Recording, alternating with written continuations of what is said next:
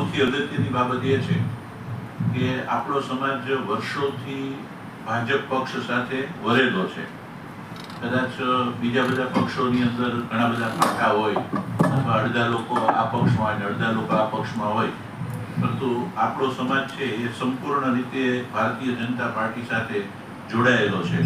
અને જ્યારે ભાવનગરની અંદર કુમારભાઈ શાહ, આમ તો અમારી મિત્રતા ખૂબ જૂની છે અને એમને ભાવનગરનું નેતૃત્વ મળ્યું છે, સંગઠનનું નેતૃત્વ મળ્યું છે, ત્યારે એક અધ્યક્ષ તરીકે તો ખૂબ આનંદ થાય જ છે, પરંતુ એક સમાજ તરીકે પણ આપણે બધાએ ખૂબ આનંદ અનુભવવા જેવું છે. કારણ કે એ ખૂબ મૃદુભાષી, ખૂબ સારું નેતૃત્વ કરી શકે એવી ક્ષમતાવાળા અને બીજા નંબરની અંદર ઘણા વર્ષોથી ભારતીય જનતા પાર્ટી સાથે કાર્યરત છે.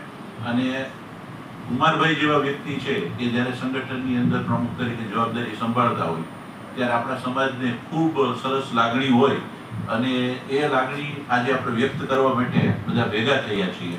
અને એમના નેતૃત્વની અંદર ભાવનગર ખૂબ સારો વિકાસ કરે, ભાવનગરની અંદર ખૂબ સારા કાર્યો થાય એવી આપણે ભગવાનને પ્રાર્થના કરીએ.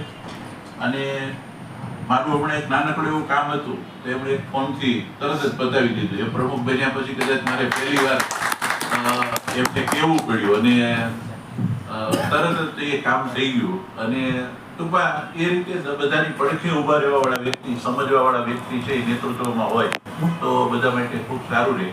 અને મહેશભાઈ ને એ બધા તો પાર્ટી માટે ખૂબ કામ કરતા હોય, પણ તો અમારો બધાનો રોલ જનરલી ચૂંટણી વખતે ને એ બધા સમયે આવતો હોય.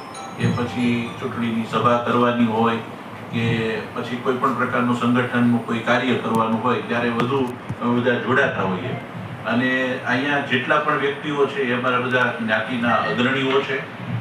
જ્યારે પણ બોલાવીએ ત્યારે એક ફોન ઉપર બધા લોકો હાજર હોય. એ અમારા રાજુભાઈ છે, તો રાજુભાઈ છે એ અમારા સમાજના ખૂબ મોટા અગ્રણી છે. એવી રીતે રમેશભાઈ છે, પરેશભાઈ છે, આ બધા જ લોકો સમાજ માટે ખૂબ કામ કરે છે.